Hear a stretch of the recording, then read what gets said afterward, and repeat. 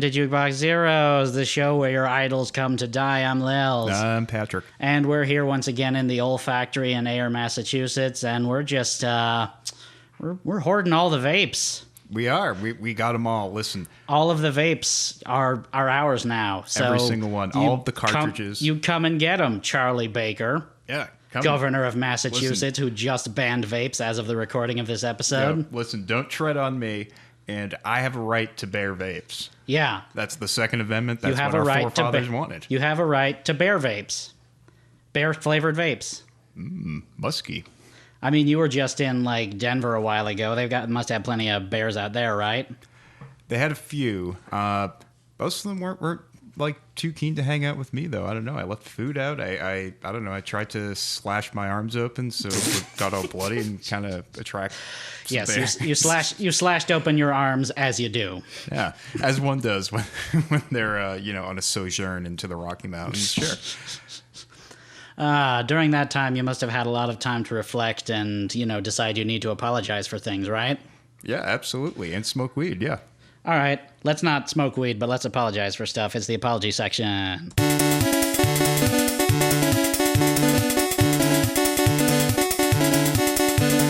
Sorry, I panicked.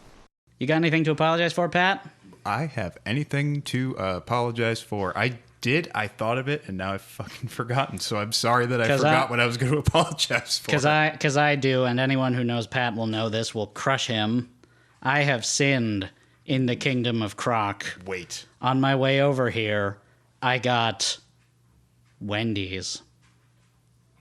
Wendy's. I did. When there was a perfectly functional McDonald's across the street. I know. I could have just as easily gone to your perfectly adequate, mediocre McDonald's that does not compare to the one in Marlboro at your old place in the slightest. It really doesn't, but it is on a rotary, all right, so this rotary in Ayer is fantastic, right? It has a for those of you who don't live in New England, a rotary is a roundabout, or I don't know what they call them, traffic circles in other parts of the country. No, I think rotary's fine. All right, fair enough. Anyway, so there's a McDonald's at one exit, a Wendy's at the other exit, and then if you go off the rotary a little bit, there's also a Taco Bell. There's also a Taco Bell off the same exit as the McDonald's. I don't know. A Taco Bell that is always abandoned.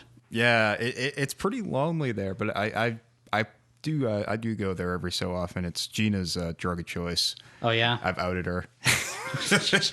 I call that rotary the Ring of Fire. By the way, there's also a cop who's just always watching like a buzzard. Oh yeah, absolutely. Gotta make sure. As cops are wont to do. Well, he's always parked out there during traffic, so it's like, are you stopping people who are driving at like 10 miles an hour in traffic right now? Like, is this a speed trap? What are you doing?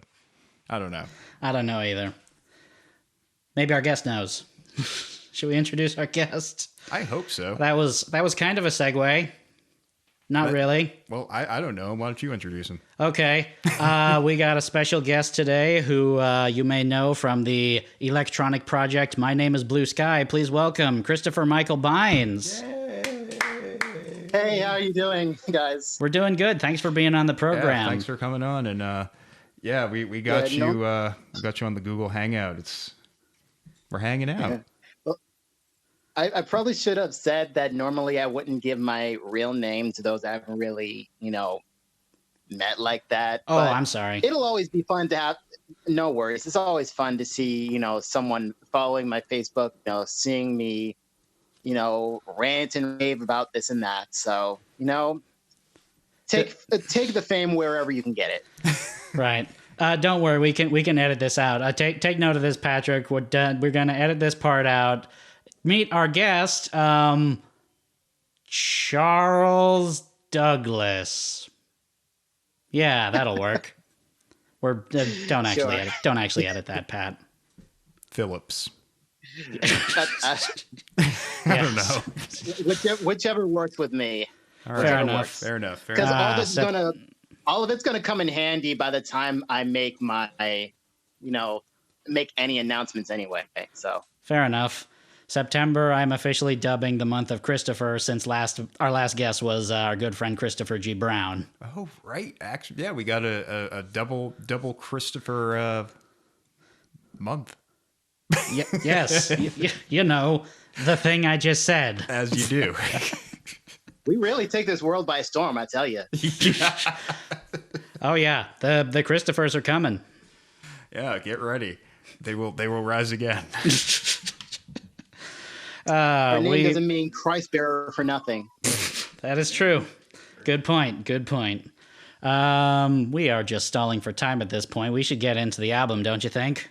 Yeah, let's talk about the album that we're talking about today. Because this is an album that you were actually gunning to talk about like quite a bit. I forget how we set this up, but I think it was like either you hit me up on Twitter to be like, hey guys, you should consider doing Human After All by Daft Punk. And like after like some back and forth between us, I just thought, well, fuck, why don't I just have this guy on for it? Yeah. Well, I'll tell you a little bit about it after you tell them about it. You know, if that's fair. Yeah, I feel like I've already kind of spoiled the essay by saying Daft Punk, so how about I just get into it, guys? Is that who we're doing? Go on ahead. Well, Right. I thought we were doing David Hasselhoff this month. Nope. Anyway. Shit, I'll be right back. No, you will not. You will sit down right here. All right. All I will listen to the tale of the me. Daft Punks. Only the daftest for this podcast. So, regardless of how much you know about electronic dance music, chances are good you've heard of the French duo of Guy Manuel de Homem Christo and Thomas Bangalter, best known by their stage name Daft Punk. Homem Christo and Bangalter originally met as members of the short-lived punk group Darlin, but opted to continue working together after the band's collapse due to their shared interest in the classic Italo disco of Giorgio Moroder and experimentation with drum machines and synthesizers. Upon their arrival to the electronic dance music scene in the mid-90s, Daft Punk helped revitalize the long-dormant genre of house music, departing from the then-reigning subgenres of Eurodance and Big Beat, and cementing their status as ever-present influencers of their field. And with critical acclaim and commercial success came a slew of club hits, including tracks like Da Funk, Around the World, One More Time, Harder, Better, Faster, Stronger, and more recently Get Lucky, which won the duo multiple Grammy Awards, including Record of the Year. Beyond the success of their songs, Daft Punk were also noteworthy for the visual elements they brought to their productions. Very early on in their careers, they decided not to want their faces to be publicized, and shunned allowing themselves to be photographed, initially wearing a variety of masks for live appearances, while any photos of the band out of masks were digitally altered and obscured. Then from the late 90s onward, the duo began presenting themselves in what would be their trademark look. Elaborately designed robot costumes which both hid their faces and proved extremely popular to their image, initially worn out of shyness. Though Daft Punk's status as major players in the development of electronic dance music is unchallenged to this day, it was very briefly thrown into question in the mid-aughts. The duo was known for consistently updating and experimenting with their sound across their various full-length releases, going in sound from house music to synth-pop to retro disco just as quickly. Their third record, however, 2005's Human After All, was looked upon as one of the most major shifts in their sounds yet, eschewing the garage house sound that put them on the map in favor of a minimalist blend of noise dance, guitar-driven synth rock, and electronic experimentation. At the time of its release, critics considered it a major misstep, declaring Human After All to be inferior to the 1-2 punch of their previous house records, Homework and Discovery.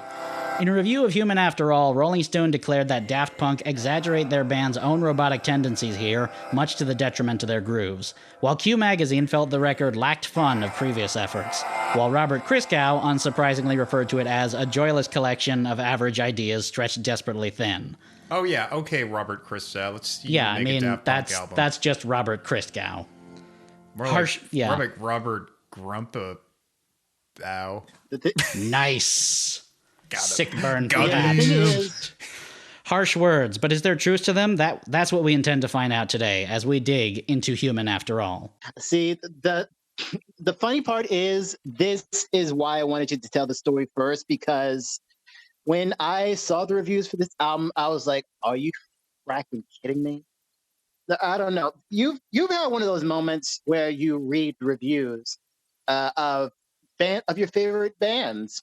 You know, I can't say Daft Punk is my favorite, but I really like them. And to see a bad review of their album was like, "Are you nuts?" I mean, I feel like it's even worse when like the publication in question just completely misunderstands what the whole album was about too. Well, back then, I read three websites and magazines basically for music. That was Pitchfork, do not laugh. That was Spin Magazine, do not laugh. And that was Pop Matters. Good articles about. Oh, sorry. What was the third one? Pop Matters. Pop Matters is pretty good. And I won't dish on Pitchfork too much because they, like us, hated Greta Van Fleet. To me, the idea of, I guess you could say the idea is joyless and repetitive. I'm like, you guys realize you're reviewing electronic music, right? Yeah. Most Daft of electronic Punk record, music, no less. not all of electronic music has a soul. Most of them are, repetitive, and some people will dance to it anyway. Sometimes on drugs.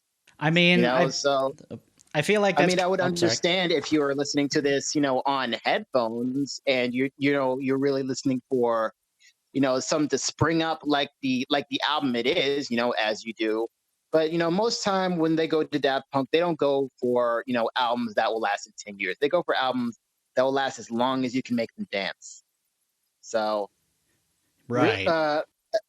Yeah. So I always just listen to the album. I've listened to the album, and I guess I understand why they had a problem with it, but I still think that it's the negativity behind it was a little far fetched. And as soon as we get through these songs, I will explain why. There are some parts in these songs that I don't know if they ever truly thought about before, and this is where I go ahead and pass it off to you. Right. I mean, before we actually get into the songs, I will sort of build on what you were saying. I feel like, maybe this is slowly starting to change as more and more of those old guard kind of boomer publications, start to die out or replace their staff with younger people. But I feel like rock journalism especially has always had an issue with covering electronic music properly, Like, it's just not something that, they ever fully got. Right, exactly.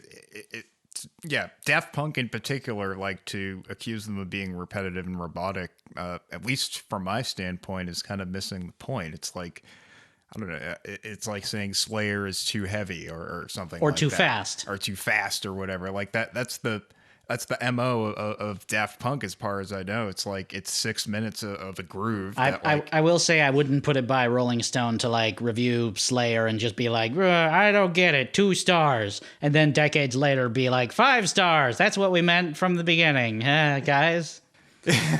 That's what they did. We fired that guy. That's what they did for. Nevermind. They initially only gave that 3 stars, and then just in a retrospective thing, you have 5 stars without any reference to the previous review. No, you own that first review, dude. Yeah.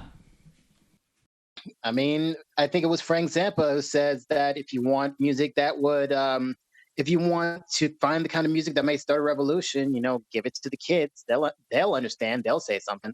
Yeah, exactly. Oh, totally. Absolutely. That is exactly how Nirvana, Nevermind, and Weezer's Pinkerton became, classics now. Mm. Yeah, because they had they connected with kids at a certain age where, like, if you connect with an album at, age 16, 15, 17, what have you, like, it'll stick with you for life. Absolutely. More so than, something you discover when you're a bit older, I guess, because it just like hits your brain at a time when it's still developing, I guess. Right. So what do you say we actually dig into the music now, you guys? Sure. I'm ready. All right. So let's start it off with track number 1. Track number 1, titled after the album itself. This is track number 1, Human After All. We are human after all. Nothing common after all. We are human. Oh, man. So I gotta tell you guys up front, listening to this just brought back a slew of memories and stuff. Daft Punk for me were definitely one of those formative groups. So listening to this for the episode is like a breath of fresh air, especially after Kiss last time. That's great. That's great to hear. Because I like this record a lot. I was holding my thoughts on it until the show. I'm not a huge Daft Punk, I'm a casual fan. I guess I'm not huge on their second record. Like I haven't really heard it a lot, but I have heard Homework, and I listened to Random Access Memories when it came out and really liked it. Haven't really checked it out since, but I remember checking out this record around the time that Random Access came out, just because I was like kind of in a mode where like, oh, I should check out the rest of their discography, and I was compared to that record, it's definitely stylistically a lot different. I mean, all of their records are kind of stylistically different from one another in some aspect, which I think is another thing that speaks to, like, you know, what makes Daft Punk so good at what they do is that they're able to just sort of seamlessly, you know, transition in between these sounds and stuff like that. But that being said, if I heard this song out of context, I would automatically know that's a Daft Punk song. Like, to me, it doesn't sound out of character for them. It's a little grimier than you know, the like kind of French disco shit that they were doing on the first two records, and you know, definitely a lot more minimalist. But I don't know. Yeah, it's something about the vocal hook and everything, and just the way it's arranged. Yeah, like, I think that's that a Daft Punk. I think that what might have confused, like, I mean, leaving out the whole sort of thing we just said about reviewers don't know how to review electronic music. Right. That's why I'm always thinking, you know, this is kind of their version. I could be wrong. It could be, it's their version of a rock record. No, I can totally see that. That's what I got from, you know, a song that we'll be discussing a little bit later. Right. So it's probably a little too early for me to kind of say this.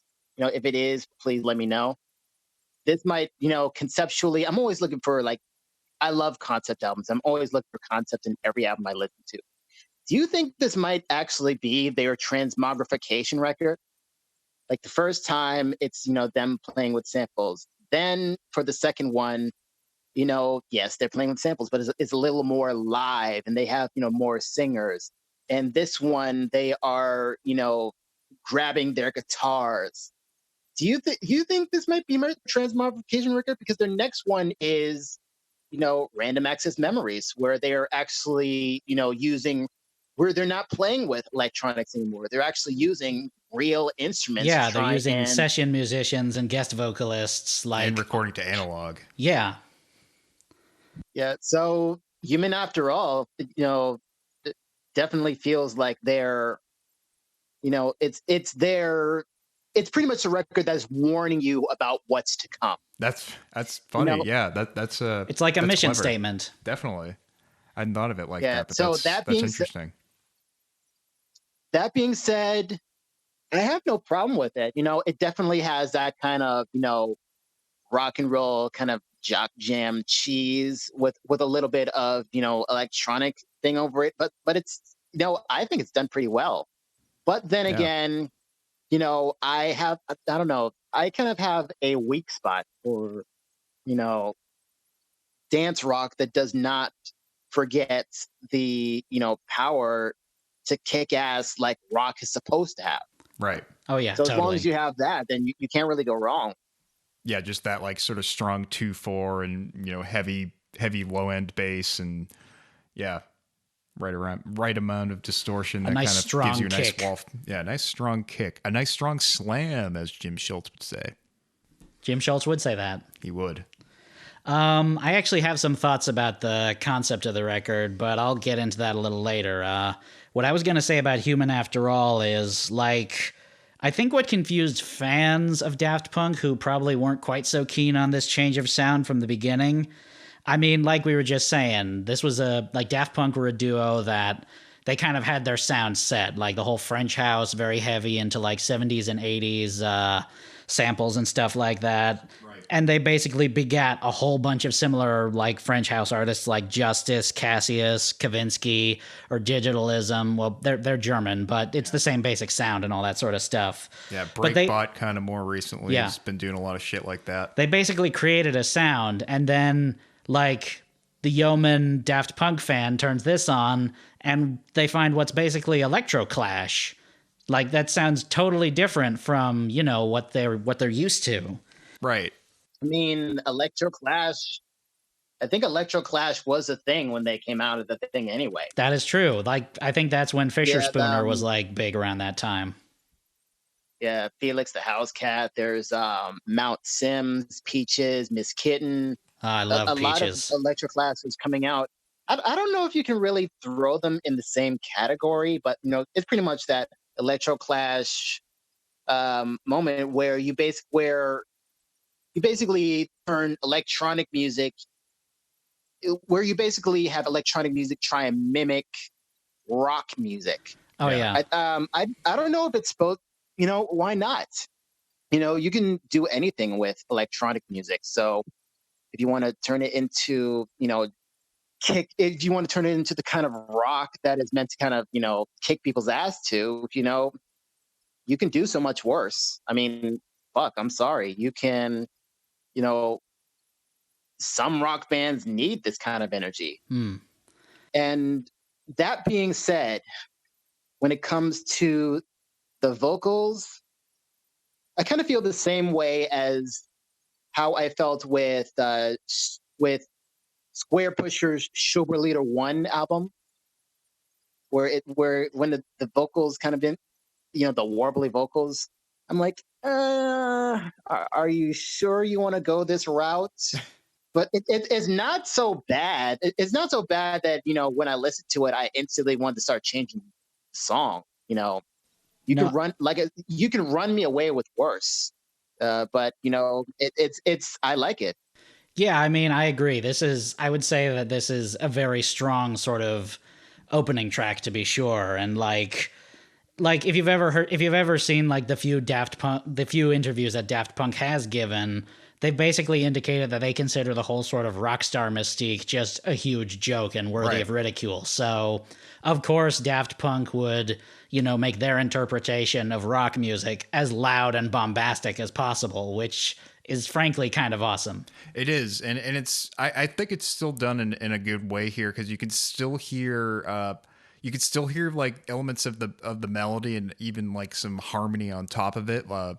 And yeah, there's just like a lot of good use of like the different layers of distortion, but it's still like arrangement wise, like not a lot of instrumentation happening, which is kind of interesting for them, but gives it like a bit more of a krautrock sound too. Like I was catching a lot of. I wouldn't have thought of that, but that's an interesting comparison. Yeah, I was catching a lot of. I was thinking of Kraftwerk for some reason when I was hearing this song in particular. It kind of had a similar like nagging nature to it.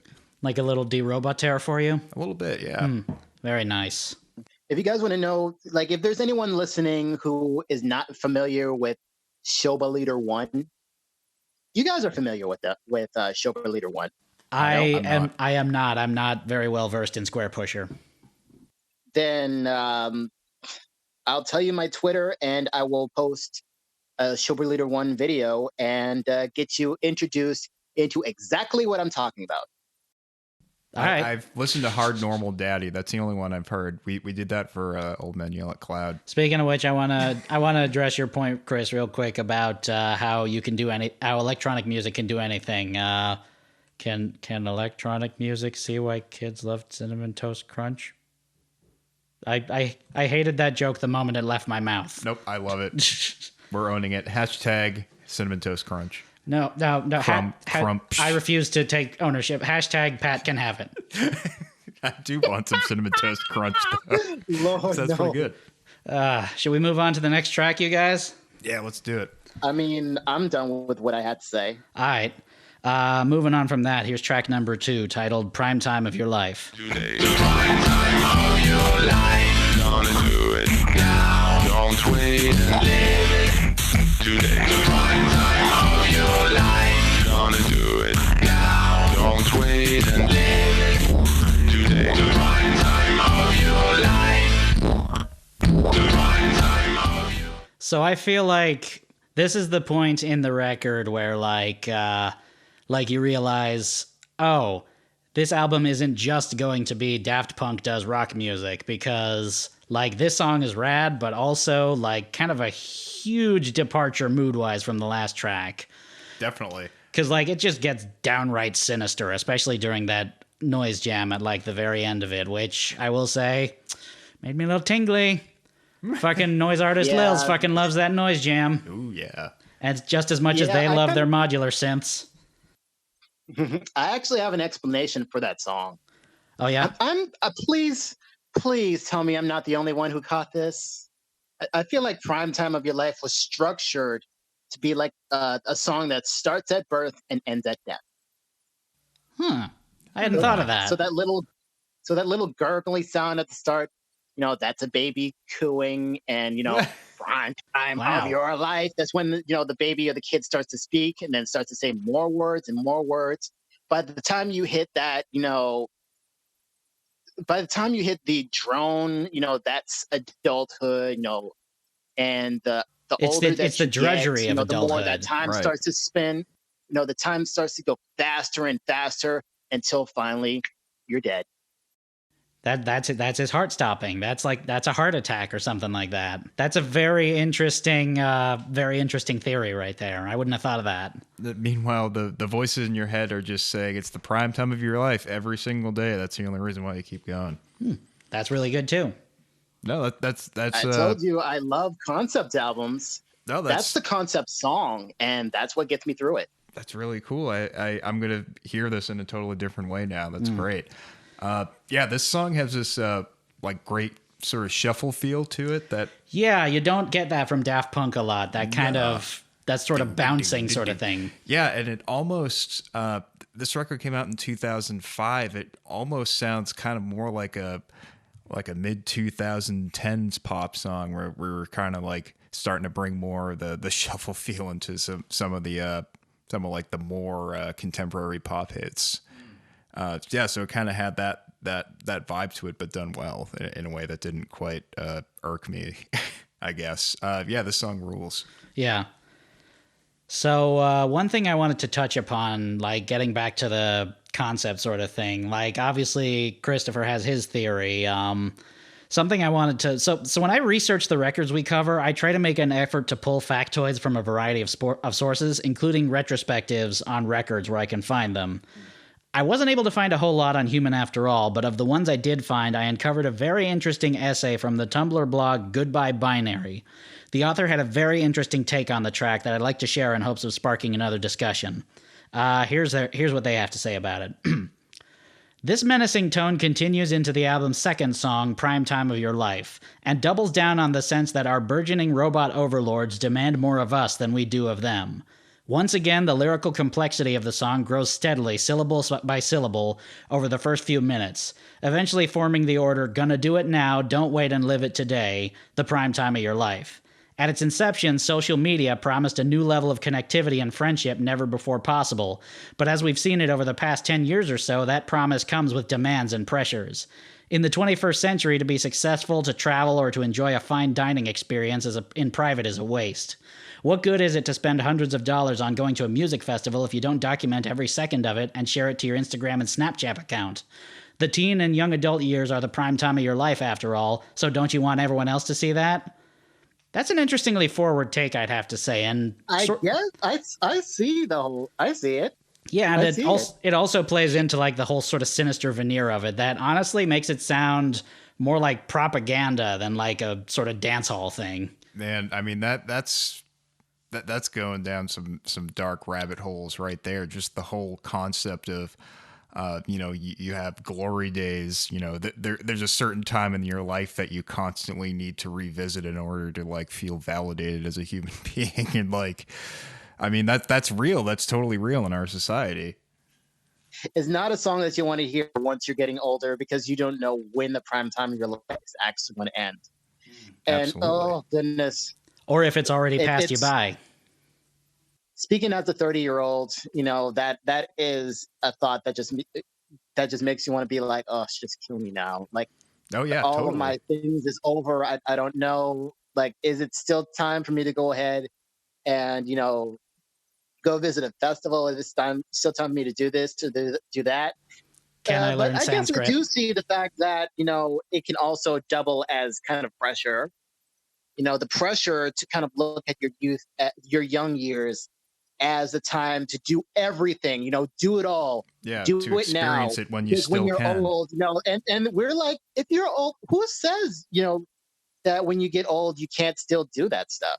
Exactly. Right. I mean, hell, there are people as old as 40 years old getting critically acclaimed rap records and starting hardcore punk bands.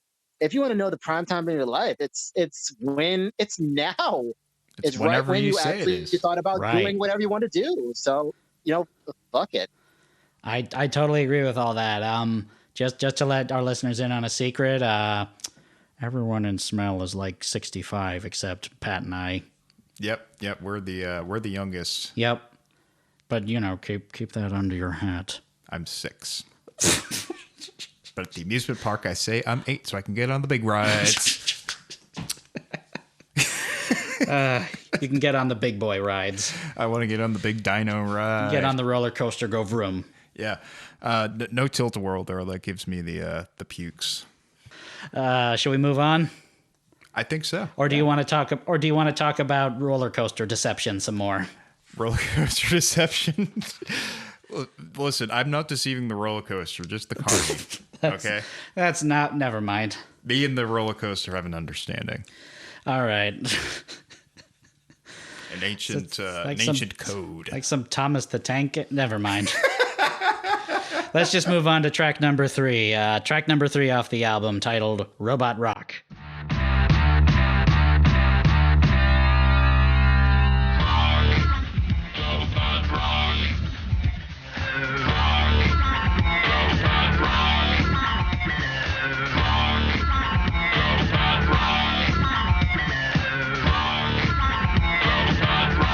So this was the first single off the record, and one of the most successful on mostly various dance charts. It managed to reach number 1 on the UK dance chart, as well as number 15 on the US Dance Club Songs chart, number 1 on the Irish dance charts, and number 21 on Belgium's dance chart Ultra Top Flanders, and several others as well.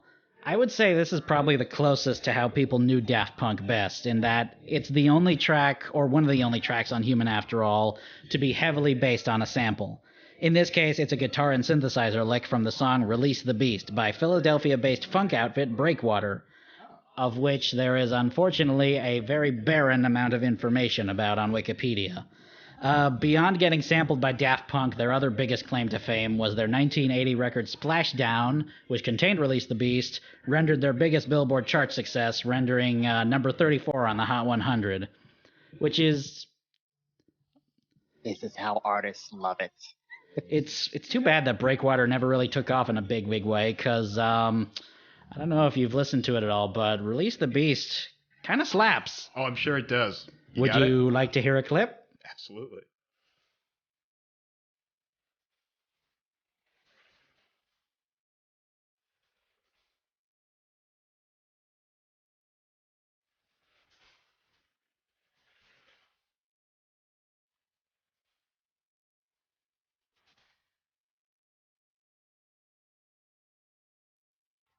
Oh, Fuck 80s, yeah, that was 80s funk, so underrated. Oh, so good, so stanky. Love that shit. Have you guys seen this? Have you guys seen the show Stella? I'm familiar with it. I haven't seen it. I want to say I caught a couple episodes. Yeah, there was I'm sure you guys seen the first episode where they start saying, "I don't want to listen to funk rock. I want to listen to funk rock." I'm pretty sure that's what they. I could picture them saying that. That is funk rock right there. Yeah, I mean that was a real band too, doing that whole shit. That's what's so good. What was that, like 80 or 81 or something? Yeah, 80. Yeah, 1980 exact. Yeah. I mean, listening time. to them back to back, you really do sort of catch like just how much of that Daft Punk lifted for the song, but still. Yeah, I mean the song, the Daft Punk one is great too. This may be where we part ways a little bit. I'm kind of two minds of this track. On the one hand, I kind of love this track. A love that I will wholly admit is based entirely on nostalgia, but I will also admit up top that this is very likely, of the tracks on Human After All, this is probably one of the weaker ones, I will say. Well, now you've heard the original too. I don't dislike it, but I will also admit that it's kind of one of the weaker ones, because for as much as that guitar riff just rips and that synth line sounds rad as hell, it kind of plays into the common criticism that reviewers had in regards to it being a little too repetitious. And, like, if you hear the whole thing, it doesn't have a whole lot of variation. Yeah. Yes. I mean, you've heard me during Human After All. I love the cheese of, rock and electronic, Oh, for sure. Throw up the devil horns anytime you can. But, at some point, it's kind of like, I feel the same way about this track as I feel about Around the World. Like, it sounds good, but, the repetition, it's kind of much. Do you guys have, is there anything else? I think the loop is just too short in this song. That's kind of the biggest problem. Is that it's only taking that like one sort of like 5-second clip and going over and over with it. It does chop it up at one point later in the song, doesn't it? Yeah. Yeah. But still, yeah. People who love Homework are going to come after me for what I said about Around the World. I just know it. It's the hit single, though. You can beat it up a little. Yeah. So what did you guys think of the remix? Which remix? They had a remix where it's kind of like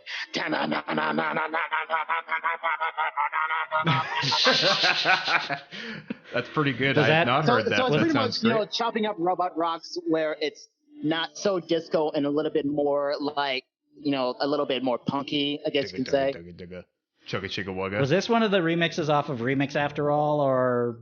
I get it was. I think it's one of the remixes that were on their greatest hits album, Music. Huh. I'll have to look that up. Because I actually had some stuff to say about like some of the Daft Punk remixes like later on. I do have just like one more quick point that I want to say that actually kind of defends like Robot Rock just a little bit. I mean, yes, it's a very repetitious and very repetitive and not terribly varied song or anything like that. But the more I listened to it, the more I kind of thought, maybe this is by design. I mean, think about it. It's a song called Robot Rock.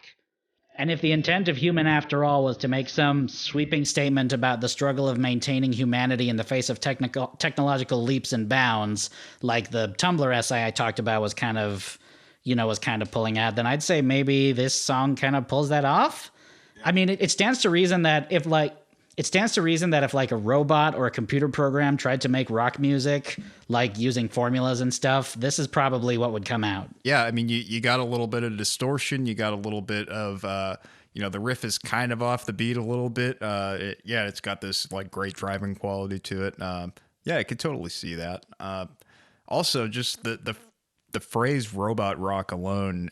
Again, I'm conjuring up Kraftwerk right away. When I heard this, when I heard Polizik's Moog is Love. Moog is love. Moog loves the people. When I heard the chorus, I'm like, did you basically just listen to Robot Rock and get the idea of playing like one chord?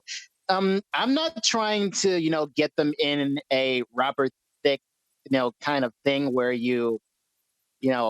one thing sounds a little bit similar to the other, right. So you start getting a little suspicious. And out come the when lawsuits. I listen to that, I'm like, that sounds way too close to Robot Rock. I'll have to look that up. The actually, I should just start listening to Polizik's again, because like I was really big into them like in the very like mid-aughts, and then just kind of fell off.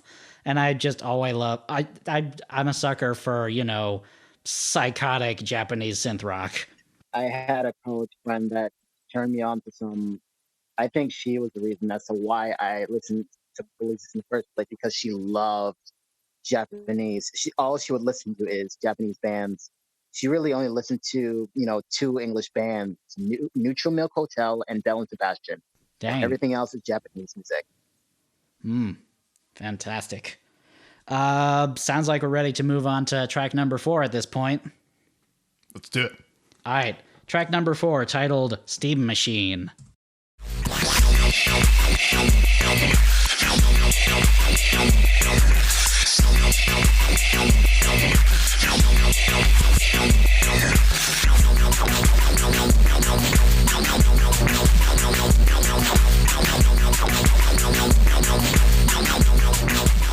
track is kind of a mixed bag for me. Because, like, on the one hand, I feel like it has a similar problem to what Robot Rock had, in that it doesn't vary itself up enough to remain enticing for terribly long. And I'd be lying if I said that hissing, vocal sample going, steam, machine, didn't get really grating for after a while. But there's also something just kind of immensely endearing in just how grody and unkempt it sounds. And I'm a sucker for those ring modulator drops too. I have to say that, I totally see where you're coming from, where that vocal hook is super cloying, but it almost to effect for me. This song is super obnoxious and I'm all in for it. It's fucking terribly obnoxious. I love it though. It's a great track. It's, to me, the two words that came from me for this song is, I guess. I know where they were going with it, and it sounds fine, but it sounds fine. Like I said, is not one of those tracks that are going to make me skip the record. But I can say, the music was done a whole lot better when it was remixed on, Alive 2007. Oh, like they basically turned it from, this electronic thing into almost, basically like a sexy ass electronic song on, Alive 2007. I mean, since you mentioned Alive 2007, and I don't honestly have a whole lot to say about Steam Machine, what do you say we get into that for a little bit? Because it's kind of impossible to talk about Human After All without talking about Alive 2007. All right. Yeah, I'm unfamiliar, so fill me in. Okay, so after Human After All's release to tepid critical reaction, Daft Punk would announce that in 2006 they'd be undertaking a series of shows throughout the summer, beginning with a performance at the Coachella Festival that year. The duo earned massive praise from fans and press for their performance, which featured a massive light show spectacle adorning a pyramid-shaped stage made specifically for the duo, and the performances themselves, which consisted of live mixed mashups of their previous material, including songs from Human After All. The tour was so successful that it was extended into 2007 under the banner of Alive 2007, ostensibly as a sequel to their previously successful live tour, Alive 1997. And like Alive 1997, a live record was produced of one of their performances, their stop in Paris, France. The album was also called Alive 2007 and is widely considered one of the greatest live records of all time for the creative way in which they mixed and deconstructed the material that they applied it to.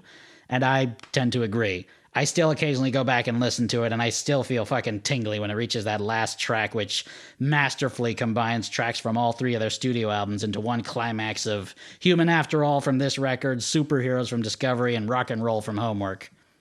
In fact, why am I just talking about it? Let's listen to a clip from it.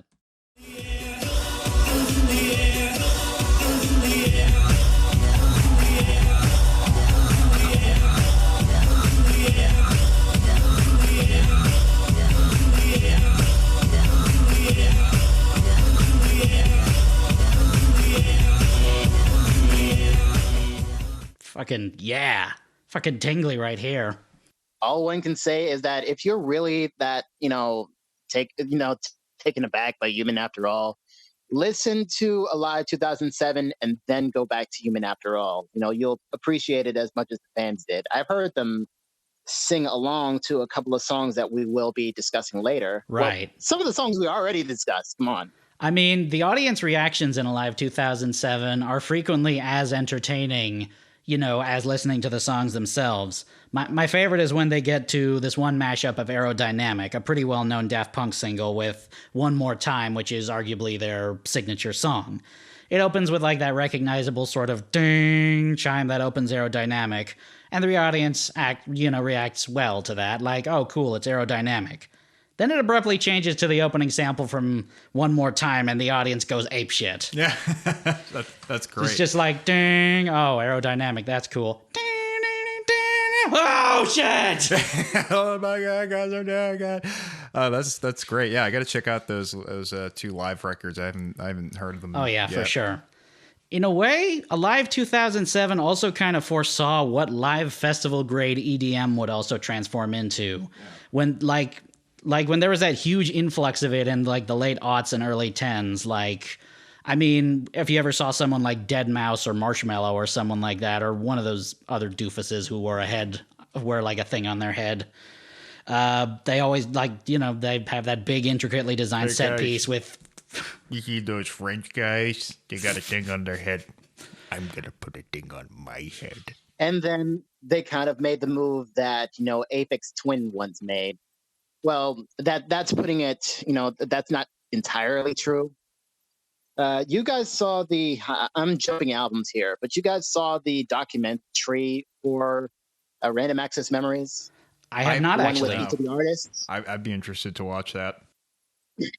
Yeah, there's this one with Panda Bear where he discussed how he approached Daft Punk about, remixing something for Animal Collective or, doing something in terms of tracks. And Daft Punk specifically said, we don't really do that whole electronic thing anymore. So, Interesting. a song for the Troubles, I guess, Daft Punk is no longer, doing house, no longer, doing the whole electronic things. They can have that. Right now, they're making the kind of music, that they're inspired by. I mean, What I don't know by if that's transmogrification. I can see that. I don't know if that's entirely true that they're just not doing electronic anymore, because like they had a bunch of collaborations with like, Kanye West and The Weeknd and stuff like that very clearly sound like, this is Daft Punk doing electronic again. But I can't speak to like how much of that was, the artists themselves and not Daft Punk acting as producers or not. No? Okay. I mean, if you got the money to, have them do it, then, whatever. They still did a few of it on Tron Legacy, so I mean. Oh yeah, that's true. I forgot that they did that. If you can do it, do it. I think Tron Legacy came up before Random Access Memories, though, didn't it? Yeah. Was that like 2010 or 2012? Yeah, around then. So, getting back to Alive 2007, as I mentioned, Alive 2007 is indelibly connected to Human After All, because all but 3 of the tracks off the records were used as mashup fodder, the quality of which was enough for some critics who panned Human After All to reconsider how they felt about it. I mean, I don't know if that redeems some of the weaker parts of Human After All on its own just because they turned out to be good remix ammunition, but it's pretty rare that music critics will go back and admit they were mistaken, so there's that. Yeah, that's interesting, I guess, that a live performance could have that much of an impact on a like piece of recorded media. Right.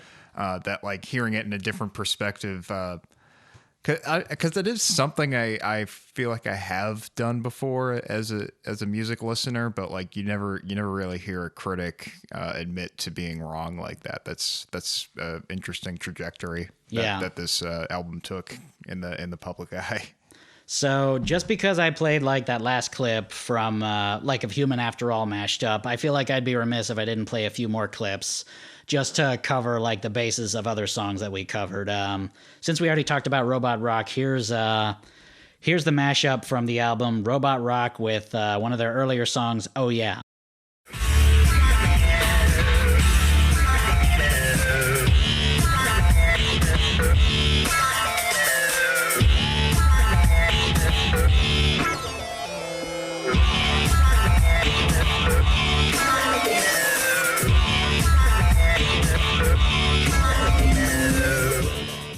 You can hear, oh yeah, just kind of creeping in right there at the end. A little bit, just yeah, just peeking out from behind the corner. I'm coming in. I brought cookies.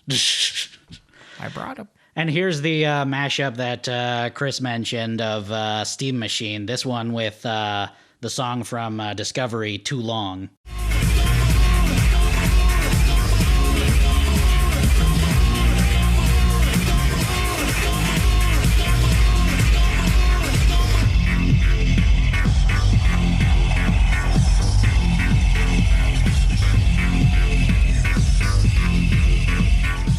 Hell yeah. Yeah, I didn't even notice it until the end that we got our little Steam machines. So where does this fall in the timeline of transmogrification? Is this where you get the lungs, maybe? Your Steam machines? I'm sorry. Probably.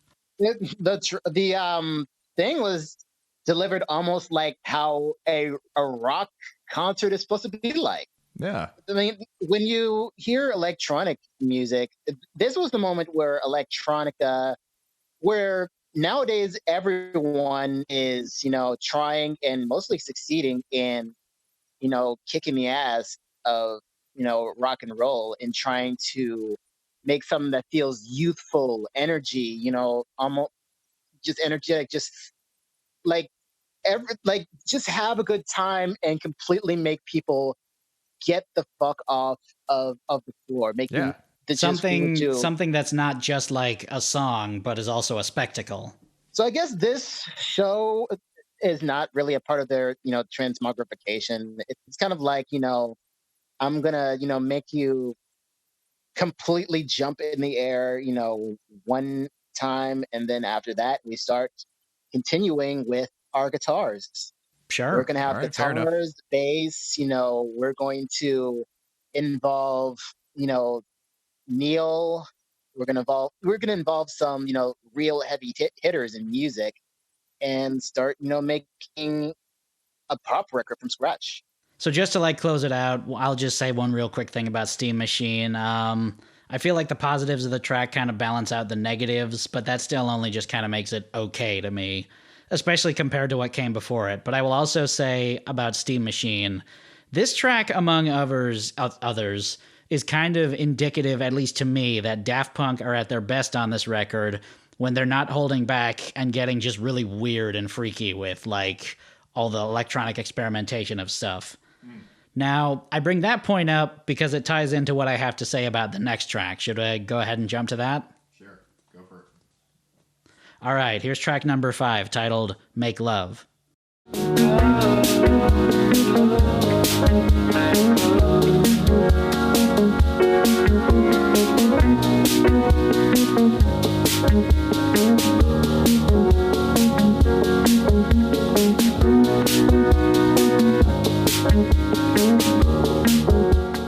So, full disclosure, when I used to listen to this album as a young children of the early thousands, this is the track that I generally would skip. I didn't skip it the first few times I re-listened to it in preparation for this record, but now I'm right back to skipping it on the regs when I listen to it. Like, if you think you've missed much from this small clip I picked out from this track, don't you fret, listener. Just imagine this 20-second clip and then extend it to about 4 minutes and 50 seconds, because this is literally all it is, and it's kind of boring. There's really not much to it. I like There's this not much one. to it. It's nice. It's a good little breather from the noise. Yeah, it could definitely be trimmed down a bit and maybe have a few more ideas. But no, I don't know. This track's pretty chill, and it's a good way to end like the first half of this record. I think like a track like this, maybe I don't know, something with some more ideas. I don't know. I'm not in Daft Punk. I can't do anything for you about it. Sorry. I could talk to what are their names? Jean-Luc something and Yes, Tim Baudelaire. Yes, Jean-Luc Picard and Tim Baudelaire. You nailed it, Pat. You nailed it. All right, so when we're in the writing room next time, I'm gonna say, hey, let's. Lilz and Chris didn't like that. I mean, Lilz and Charles didn't like that song so much. We could put some Buena Nanus on it, or what? Like, you have the machine there. You're in the studio. There's one built in. I know it.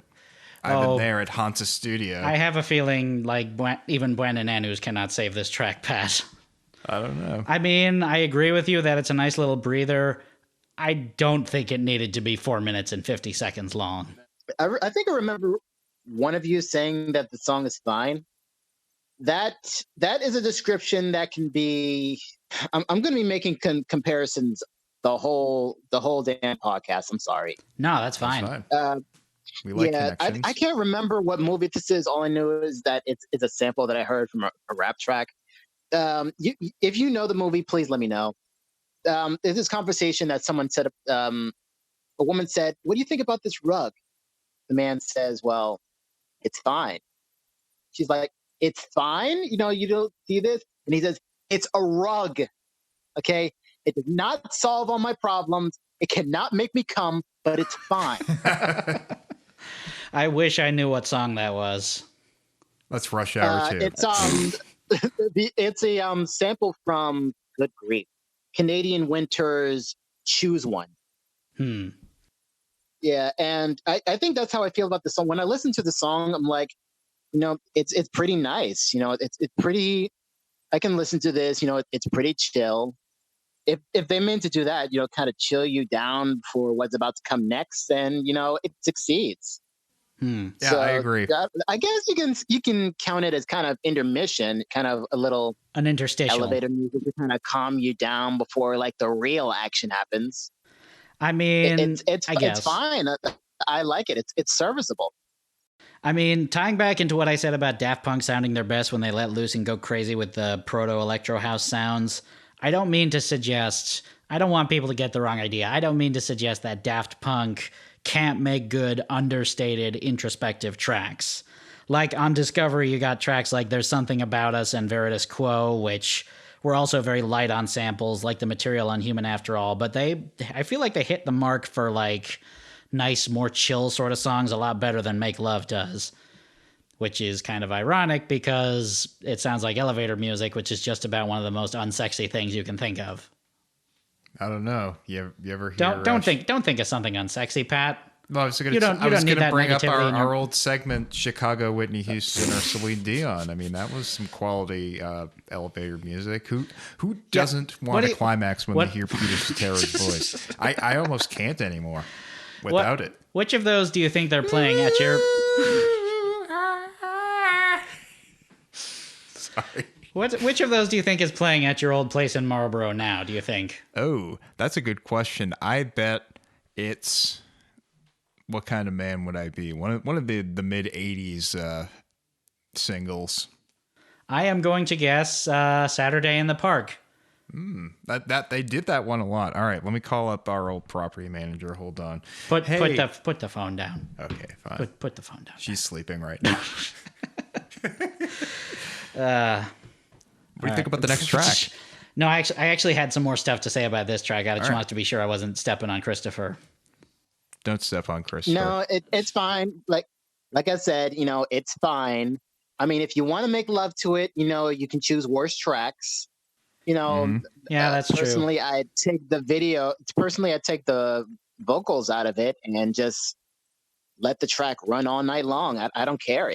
It's nice. It's fine. You can do whatever you want to it. You can just lay in your chair and let sexy things happen. It's a lo-fi hip hop beats to study to song. Oh yeah, yeah. I haven't really had a moment that I hate like I've hated on other records being done on this show. I have to say so far there's a lot of quality stuff. Yeah, I mean, even though I was being kind of negative about this track, I don't hate it. I would still characterize it as the album's weakest track, but also as one that's just kind of crying out to be remixed by other acts or something like that. Yeah, for maybe sure. Maybe that's what it would take to make this song feel like more of a song and less like a loop. Since I mentioned that, a few years after the release of Human After All, an assortment of music blogs got together to release a net-exclusive album called Remix After All, in which the 10 blogs that got together would each pick a track off of Human After All and then get an independent producer of their choice to remix it. There was an officially released remix album for Human After All, which featured big electronic names like Justice, Peaches, Digitalism, and Basement Jacks, but for the most part, it only focused on remixing the singles. Love Basement Jacks. That's a fun game.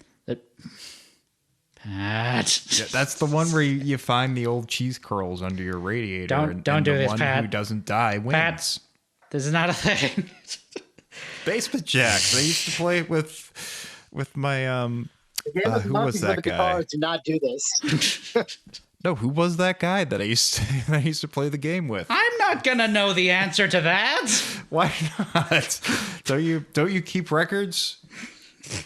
Doesn't anyone keep records? I don't know who any of these people were. Who was that lady who used to hang out? Oh, my mom. Yeah.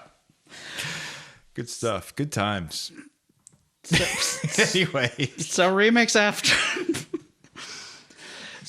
After All was a complete remix album, showcasing a different take on each track off of Human After All, done by lesser-known names like The Disco Villains, Werewolf by Night, Melee Beats, and others.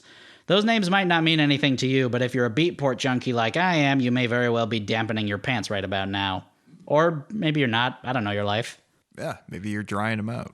But anyway, why I bring this up in relation to Make Love, here's what the producers Chu Fu and Substantial did with Make Love on their Chu Fu and Substantial Small Room Sax Fix mix.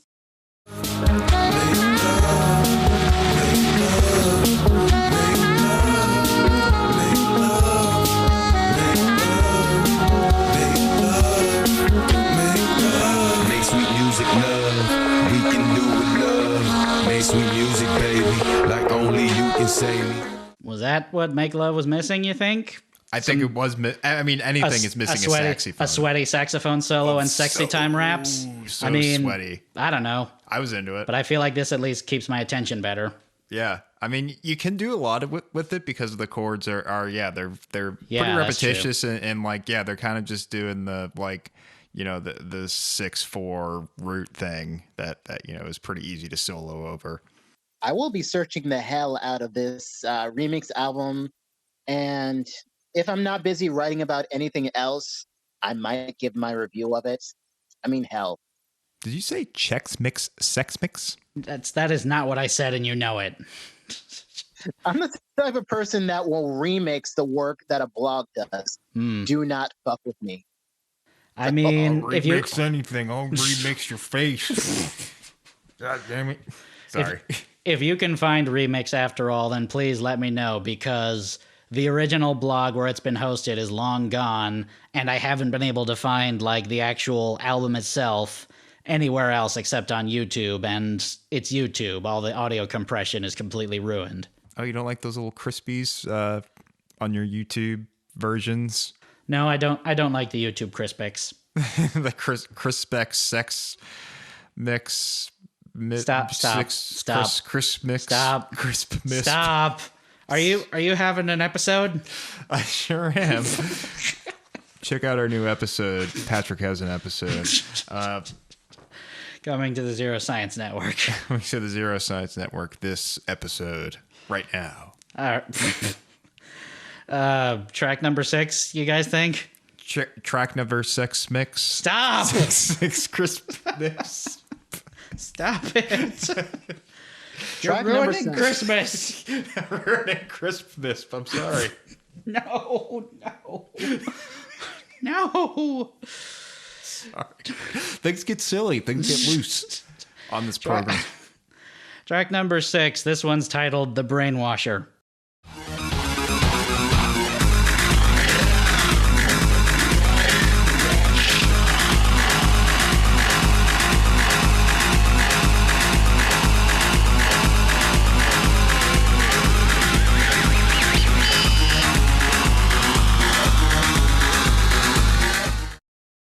Okay, so we're right back into Daft Punk going crazy go nuts with the ring modulators and bit crushers, and predictably, it's pretty rad.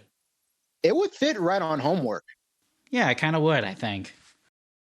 I didn't like this one so much. Really? And I think it's more of a personal thing because I see where you guys are coming from, where this sounds very Daft Punky. I think something just about the loop was a little too much for me, a little too cloying, and it was kind of giving me anxiety at points too. A little too spiky, a little too spicy, as our good pal Ray Wilson would say. Is he here this year, or did we leave him in Marlboro? Oh no! I think we did. Oh shit! We should call him up and see if he can tell us what guys? Chicago song is playing. I'm still here.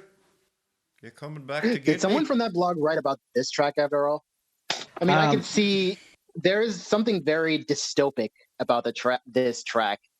I mean, hell, this is probably not the first track. We've probably been going through this and never mentioned, you know, dystopia, how it's not just sounds robotic, but maybe it just sounds kind of nihilistic. Yeah, dysphoric and disorienting and Filled with anxiety, like you. Exactly, yeah, filled with anxiety, just like me. So I would say that this song kind of has a similar problem to Steam Machine in that it repeats itself a lot and doesn't have a lot of room for variation.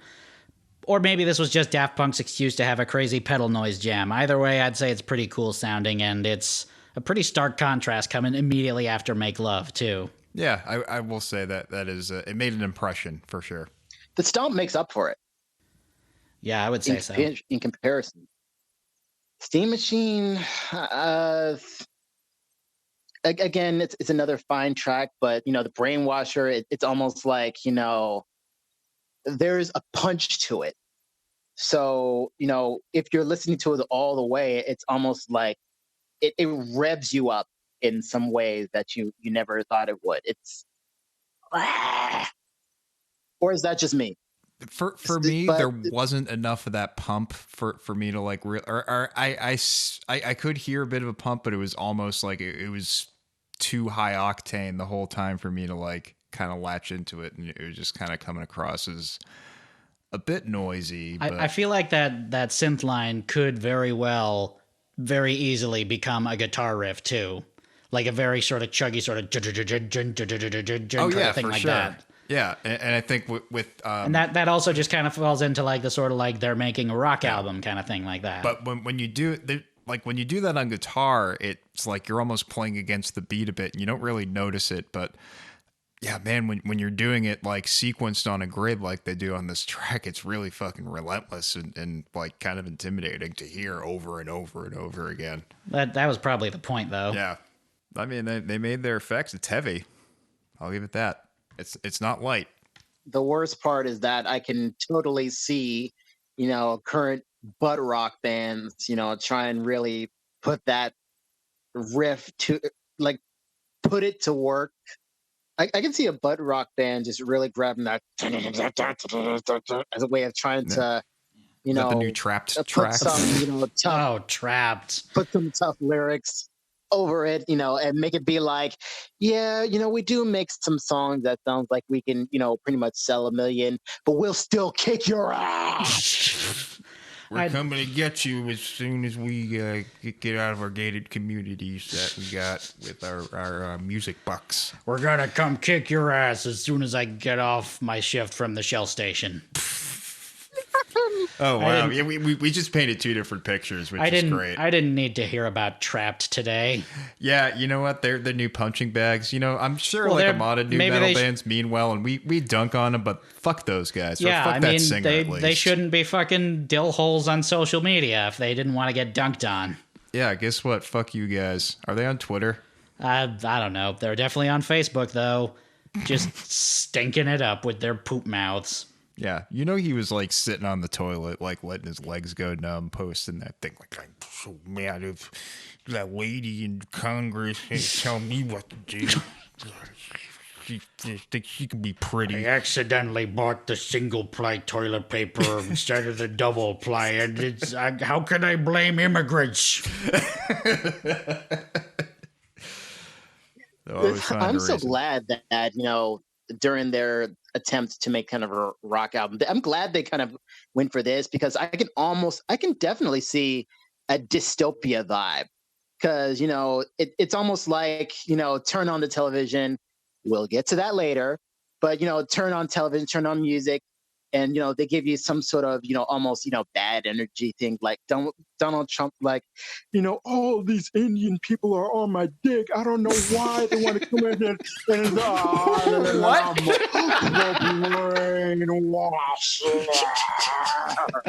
It's almost like you can pretty much see that it's almost like the fear and consumption way that Marilyn Manson was once talking about, and it's all kind of brainwashing you into fear.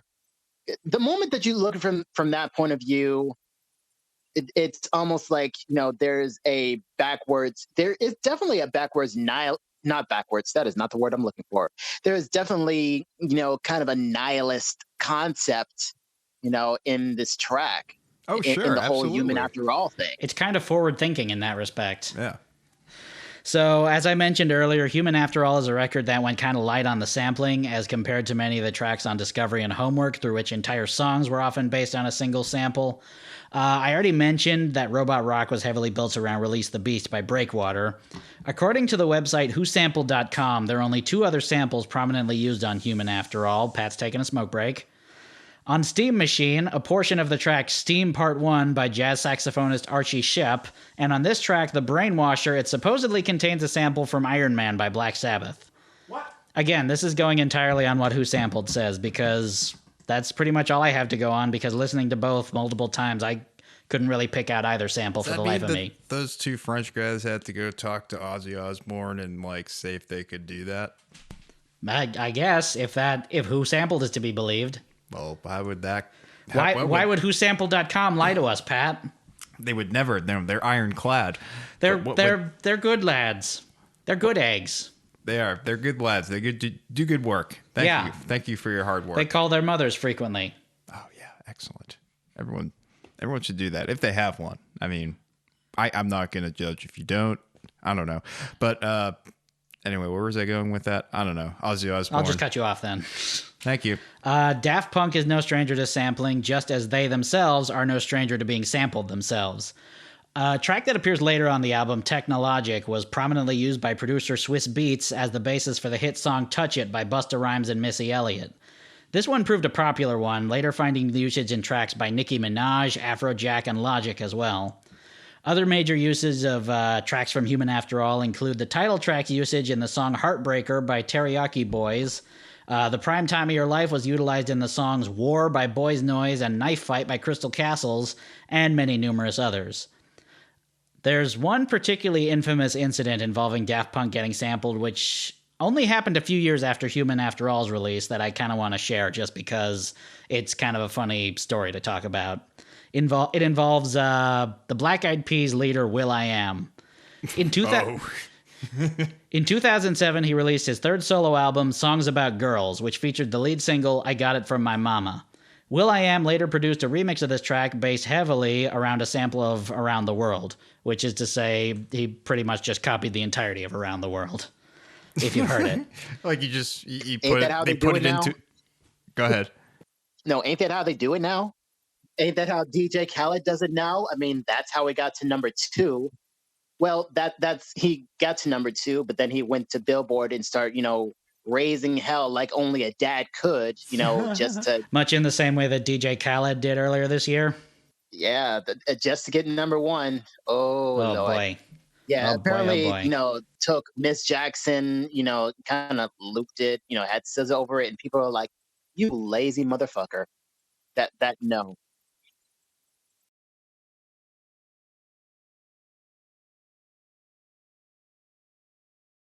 Wait, DJ Khaled is talking to you right now? Yeah. Did he say DJ Khaled though? That's he just did. That's a thing he sometimes does. Yeah. As I understand it. Yeah, he signs all of his.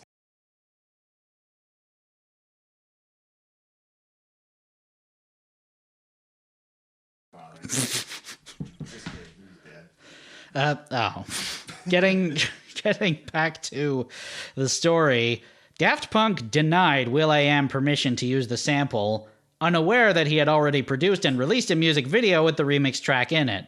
Daft Punk were understandably peeved that will.i.am made no effort to contact them and requested he remove the song from the internet and to never sample their material ever again. Ooh, they got the ban. Yeah. will.i.am, in the meanwhile, has continued to get pegged for sampling without permission to this day, making it just another reason I don't particularly like the guy that much. Yeah, it's kind of a dick move. You can learn more about it. A hip-hop Republican? Oh, God, no. But he said all that stuff about Obama. Use it and don't even ask the artist? Oh, perish the thought. That's not how you do it. But, maybe they didn't do a good job. Me, so I guess I shouldn't say a goddamn thing then. So he makes more money than me. Yeah. If you're interested in learning more, go check out the youredm.com article, A Timeline of will.i.am's Thievery, if you're curious enough to want to know about that sort of stuff. Oh, so he's thieved more. Yep. He's a big thief. So the Brainwasher's pretty good. Yeah. You said that. Yeah. Yeah, we had a good talk about that one. Next one. That's a terrible way to close this out. So how about instead I play another Alive 2007 clip with what they did with Brainwasher. Hey, it's your show. This one's a big one. This one mashes up Prime Time of Your Life, The Brainwasher, Rollin' and Scratchin', and Alive. 4 tracks.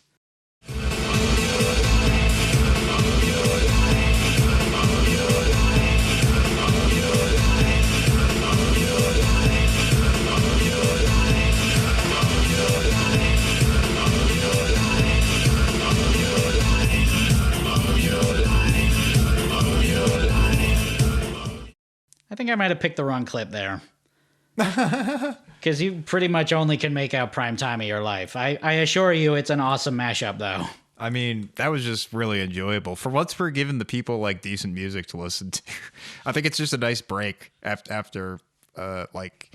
God. After music from the Elder. Music from the Elder and like Saint Anger and like just right. Some real stanky ones we've been doing lately. It's hard to scrub out of the room after we do them, but this is nice. It's a nice treat. Then why don't we just move on? Here's track number 7, titled On/Off. Yeah, I don't have a clip for that one. It's literally just like we were talking about how Make Love is an interstitial thing. This is literally an interstitial. It's like 25 seconds long. I'm not gonna play. It's an intermission to the next song, basically. Yeah, I'm not gonna play a clip of it. We don't need to. It'd be like just playing the skits on a hip hop album. It's kind of pointless. Check it out on your own Hell, time. just turn on your television. You're pretty much playing the same thing. Was that a segue of sort? Was that teeing me up for track number 8? Out of the park, baby. See, I said teeing me up, and then you made a baseball sound. So I'm not sure if I think you might have your sport. You might have your sports confused. No, it's T-ball. Okay, we're playing T-ball. We haven't made it. Then I guess I'm the idiot. It's first grade. We're playing T-ball. We have not made it to the big boy balls yet. It's gonna be great. I love T-ball. Bob says the hard balls give me welts. Coach says I do a pretty good job hitting the stick, but I gotta go up a little higher to hit the ball. Coach says if I'm really good, I'll be able to graduate to knee pads. I'm really excited to go to the snack shack later and get a big brown pretzel. I want to get some brown pretzel. Oof, that does not. Oh boy, aren't all pretzels brown? Exactly. I don't know why I said brown pretzel. Maybe it's a sourdough pretzel. I don't know. It's a regional thing. They got, like some places have those pink hot dogs. Maybe they got like pink pretzels somewhere. I'm gonna get some Dunkaroos. Oh yeah, we can dunk Remember those. that running joke? Anyway, see season 2 for more Dunkaroos. Here's track number 8, titled "Television Rules the Nation."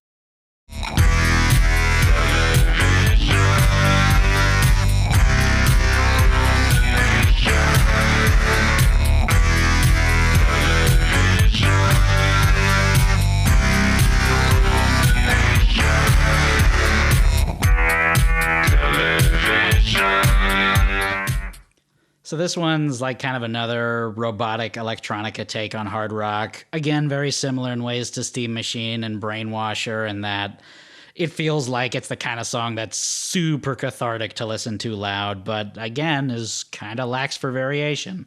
So I'm going to disagree there because I liked what they were doing, like harmonically with those like super crunchy bass notes, where like you were kind of getting one melody at one point. Then when they introduced those other the bass notes, you were kind of getting a variation. But yeah, that the again, with Daft Punk, their MO is like having the title of the song like kind of sung ad nauseum. And yeah, this is just another example of that. So if you're not in it for that at this point, yeah, I could see you having a bad time. I mean, when it comes to American Idol, Rule the Nation, and we're still paying for it, in terms of 80s pastiche, in terms of 80s, it sounds like it's straight from the 80s. I don't know. I guess from that point, I don't really mind Flavor of Love, Rule the Nation, and we're still paying for that too. Oh boy. We're still paying our dues. we're still paying for just that whole reality TV, like oh, this, let's just watch him do shit show. They were giving anyone a fucking show after a while. Remember, they were like, they're still doing that. They were like, they would have a celebrity, and then like one of the contestants would get their own fucking show too. Like the next year, like they did that with they did that for Flavor Heidi of and Love. Spencer. And yeah, they did the one with fucking Daisy from the Bret Michaels show. She got her own. Which I actually liked that series better than the Bret Michaels one, because it's like it was a bunch of bros fighting over each other, and like for some reason that shit like just cracks me up. It's just like, yeah, it's just like watching apes like pound their chests at each other while a girl just goes in the background, stop. It's like, it's good shit. Just going, oh you men. Oh you men. Oh, you. I'll say one thing about Donald Trump rules the nation. Please kill us now. Oh, no. I don't know. There's just something about that bass. Like, I don't know. They just put us so much power. Yeah. See, I don't know. Me and rock and roll tend to have a pretty, our relationship was romantic, but now, it's kind of, platonic. We kind of see each other in a while, hey, right. How's it going? Okay, have a good one. It's platonic, kind of an acquaintance level. Sure. But, you can definitely get to me whenever, electronics, are introduced. So I can say that's your passion. That, kind of an 80s cheese, I like it. The 80s cheese is fine. I kind of like, I kind of like it. The Masked Singer might rule the nation. We'll see. So stay tuned, if you will, because it's television. I don't know. So I might say that, like, this track is okay. I don't think it's not one of the ones that I like more than the other ones, but it's certainly not bad.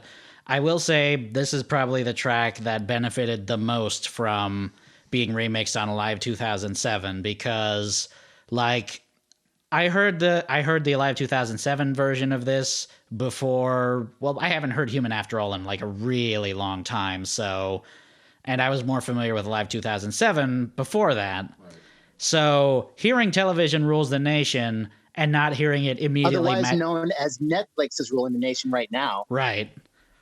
And like not being able to hear it mashed up with the track that it was mashed up with, Crescendolls, just felt empty and like incomplete to me. I mean, judge for yourself. Here's a clip from Alive 2007.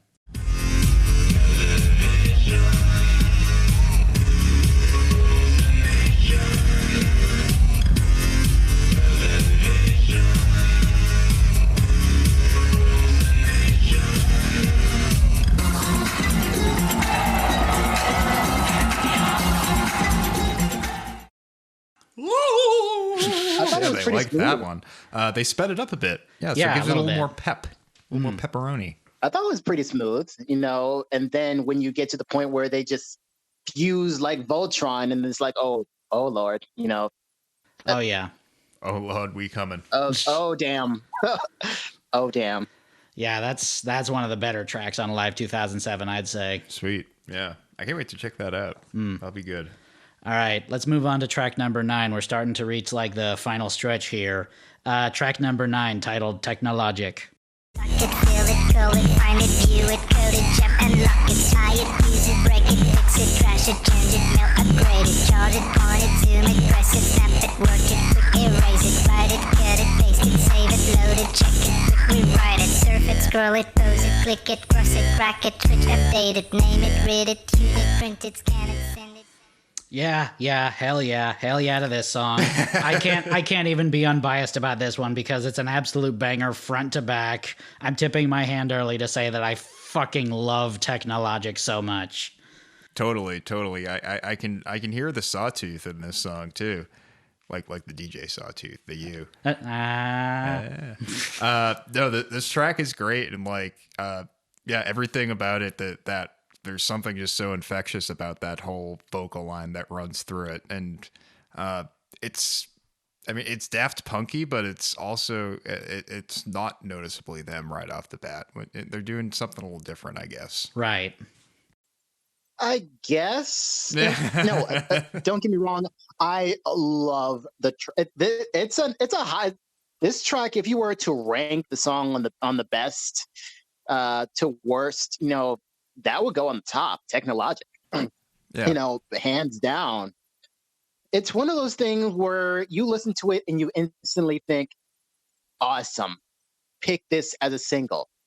I guess you can understand why, they chose robot rock. It's kind of like, this is the taster. This is what you're going to get. And then they bring in Technologic. I don't know whether they brought, it's the order of robot rock, Technologic, then Prime Time of Your Life for singles. But I guess I understand as to why they threw that out as a second single. But I guess it's the best choice for singles, in my point. Yeah, for sure. I mean, you can definitely see people just bouncing to that track. I mean, if you did not see me, I was just like instantly popping to that track. Yeah, I mean, this track is a banger. Got to say, yeah, I want to do all those things: print it, fax it, shoot it to me in an email. I don't know, hit me up on Slack. I don't know. You can do all those things. I'm not quite as good as the Daft Punk boys. I'm no Timmy Baudelaire. Music videos were very interesting, and I would have loved to see which one they had for Human After All, but them's the breaks. I don't think Human After All got a music video, actually. The music videos, had its creep factor. Robot Rock is probably the only one that did not have that. Technologic is, this robot baby, Yeah.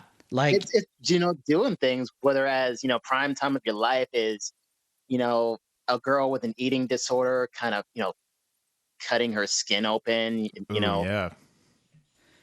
Yeah, I mean, Visceral. The Technologic video is pretty well known for how creepy it is, because like you said, it has a robot baby performing alongside Daft Punk in what can only be described as hell. Just this dank, dreary sort of not dank like you know it, Pat. Not the fun dank. No, not the fun dank. We're talking about like this sort of red deserted hellscape filled with pyramids. That is just like straight out of like, I don't know, Ghosts of Mars or something like that. That was the first thing I could come up with. If only I was old enough, I would have asked, like, based on those videos alone, if they made a video for every last one of them. It's a shame that, this track was treated as it was, because if it got, the love it did, I would have loved to see a video for every last one of them, because, the concepts of it being, kind of dark, almost kind of like the idea of human control, how, saying something is human almost feel a little bit like human has given way to robots and technology, the whole that, they really could have applied that a lot to these things. And it would have been, I don't know if frightening is the word, but, it would definitely be holding up a mirror to society. I tell you that much. Oh, for sure. Yeah. Yeah, this album really would have benefited from like having the sort of same treatment that Discovery got with like the Interstellar 5555 sort of, tie-in movie sort of thing that they did. Yeah, but Electroma happened, so. Yeah, that's true. I mean, it's a good movie, don't get me wrong. It didn't have any of Daft Punk's music in it, though. So it wasn't, I don't know if it was quite the same thing. I mean, that was originally the idea I heard that was really going to have Human After All. But even if it didn't, still the idea was, you have, robot kids, you have robot moms and dads, robots just doing everything, and all they want is just, be human beings and, going and make their mistakes, be ugly or be pretty, only to find out that, everyone's like, yeah, don't do that. Please don't do when that. they try to be human beings, they're just chastised and just sort of cast out. Yeah, meat bags. Yeah. That was a you can never slur. judge. you can never listen to a Daft Punk song and think that there is no message behind it. There is messages anywhere, and people just went there for the people went there for the music, but not really for the idea of looking for any depth in a dance track. Yeah, Right. Daft Punk definitely have a lot more multitudes than that. It's not like they made a fucking Chainsmokers song or something where it's just like, oh, let's make a song where we're drinking dance. We're listening to other people's music that's better than us. They have a song like about listening to Beach House, like the band Beach House, and that just makes me want to die. I hate it. I hate it on I'm out. implicitly. I am so out. We gotta cover that one Chainsmokers album. No, we don't. Okay. I don't want to listen to them. Oh, all right, asked and answered. We're gonna do it though. We're gonna do it. Yeah, I mean, I don't even remember the title. It's the one that everyone hated. yeah. You're really not narrowing it down. There was like one from I think 2018 that just everyone like it was still a hit, but everyone was dunking on it like to a ridiculous degree. I can't remember what the title of it was. The title wasn't committed to any of my memories. I just remember there was a whole lot of reviewers pretty much saying that if by chance you made the mistake of buying the CD, do not open it. If you bought the CD, well. you done goofed. Please return it. You done goofed big time. So before we get in even further, what do you say we touch back on that Tumblr essay I mentioned a little earlier? Because I got another interesting take from it that has to do with Technologic. Yeah. All right. As they put it, in this uncharacteristically lyrically dense song, a robotic voice lists 64 technologically familiar commands, beginning with buy it, use it, break it, fix it, trash it, change it, mail, upgrade it. The cycle repeats at a rapid pace in an overwhelming 8 times, breaking only momentarily once the middle and twice at the end to state the song title. These first 8 commands in particular reflect the increasingly rapid planned cycle of technological development, consumption, and obsolescence. In the year since you've bought it, used, broken, and fixed the brand new iPhone model, the next model is already taking pre-orders, which means it's already time to trash and upgrade your old model. Ironically, this song was also used in a multitude of commercials almost immediately as late as 2009 for high-end tech products including the iPod, a Motorola cell phone, I said Motorola, a Motorola cell phone, and Lincoln MKS model. An iPod of all things. Like, they're like their whole business model is cycle of obsolescence right now. So that's just way too fucking funny. And this was in 2005 too, before the iPhone even came out. I mean, yeah, like the whole obsolescence thing. But then if you think about it, their next album after that was Random Access Memories at a time when so many music critics were just sort of like, organic rock music is obsolete at this point. And then they went ahead and did that. So, Daft Punk are fucking with us. Nothing is ever obsolete if you're able to actually do it right. That is true. Nothing can ever be. I mean, hell, what can you say is a genre currently that is like going out the window? Everybody's done it. It's old hat at this point. I mean, it's tough to say because I don't know. We've been stuck in a bit of a loop since the early 2010s, where it's like I don't know what are like the big genres. We got like sort of Mumford and Sons-esque pop where it's like folk inflected. The Civil War core stuff. Sure. And like Civil War core. Like Lumineers and shit like that. Yeah. And then like, I don't know, these sort of like bigger pop acts like Taylor Swift, and the rest. I want to say Ariana Grande and those types. And then I don't know, like, I want to say, that sort of irritatingly earnest brand of I'm a singer-songwriter, but I'm also like a pop artist like Ed Sheeran and all that sort of stuff. I want to say that's kind of getting oversaturated, but I don't think that's going to go away anytime soon. Yeah, and like even indie rock is kind of stuck around as a thing for like almost 20 years at this point. It's evolved into other things, I guess. Right. But yeah, I don't know. The whole nature of the game is just different now because of, everything is available on YouTube and for streaming. So they're just like, yeah, there's just like more niche interests. It's tough to say. That's a good question though. Good kind of thought exercise as we exit the 2010s. I can think of plenty of subgenres of music that I think are past their prime and probably should have been long dead, but for some reason keep coming back, like new metal. Yeah, well, the problem is like they never left those towns. That's true. They're just all in Worcester now. They're just all they're definitely in Worcester or Springfield. My point is, whatever is getting old hat right now is going to come back, big in 10 years or 20 years. I was thinking like mumble rap or anything of that nature. First they had rap music where they were talking about how they brung drugs to the ghetto. Then came someone who was a drug dealer or a gangster who was selling the drugs. Now comes people who are taking the drugs. A couple of years later, they're going to start talking about people who either die by drugs or people who want to die by taking all the drugs. Let's just say any kind of drone metal or black metal record and rock music, all that is going to eventually start getting hits. Witch House is going to come back in a big way, and I can just see it, as long as it's mixed with the idea that someday one of your friends are going to die from drugs, and maybe it's you. As a goth DJ, I'll tell you right now, Witch House never went away.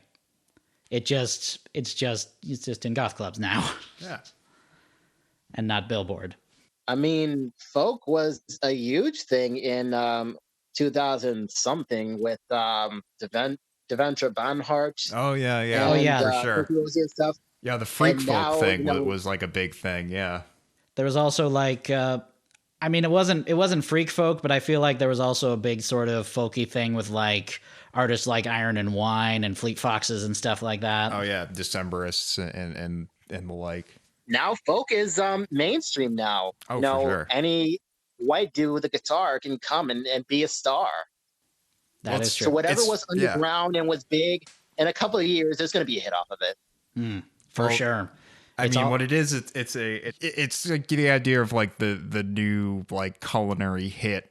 I don't know. For a while, like pomegranates was the big thing, and like eventually you could probably fucking find it at McDonald's. Like 7 years later, it's that sort of idea where it comes from the top, and eventually it just cycles out into the common folk. I feel like the nadir of that for McDonald's was, I forget if it was like, I think it might have just been a couple of months ago, but at one point they just had a menu that was just kind of like, look at all these avocados we have. We got a whole bunch. Listen, Ronald McDonald, he went on our back and he fought the avocado monster, and this is what happened. He was in the side of his belly. He got them all out and scooped them all up, and we're ready to have guacamole. I feel like I took you guys way off topic. I feel like I took you guys off topic. I feel like the worst guest right now. Please do not. No, you're doing fine. You're doing fine. You're the only one keeping us on topic because we keep making weird voices. What do we got next? Before we get to our last track, How about I play one more live 2007 clip? Right. This is what they did with Technologic. They mashed it up. They mashed it up with the very song that sampled it, "Touch It" by Missy Elliott and Busta Rhymes. Feel it cold, find you it coded, jab, dab, dot, dot, dot, touch it, bring it, babe, watch it, turn it, leave it, stop, format it, touch it, bring it, babe, watch it, turn it, leave it, stop, format it, touch it, bring it, babe, watch it, turn it, leave it, stop, format it, touch it, bring it, babe, watch it. You should let this keep playing. I think I picked the wrong clip again. Like, you can hear a little bit of Robot Rock and Oh Yeah in there, but not a whole lot of Technologic. There wasn't really a good spot where I could get both tracks in at the same time, unfortunately. But there was Missy Elliott.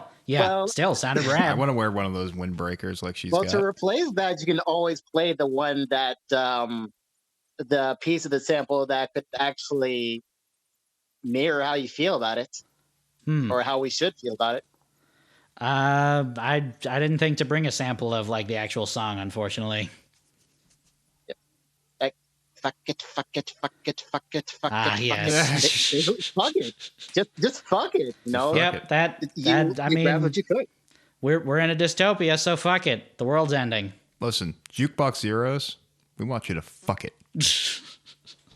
We don't like to normally get blue on here, but just listen to what the French boys want you to do.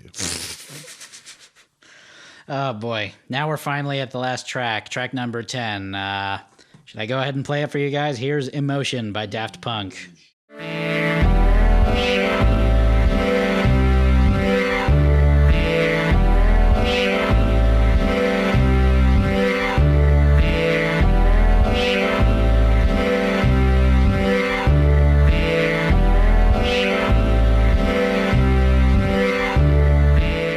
This is an interesting choice to follow, like, the automated chugging of technologic with. Like, what we have is, like, an ambient kind of understated piece of, like, low-key synth beat music, where it's kind of ironic that the last track featured a wider range of lyrics as compared to just, emotion. Yeah, it's kind of Eno-esque, too. Yeah, a little bit.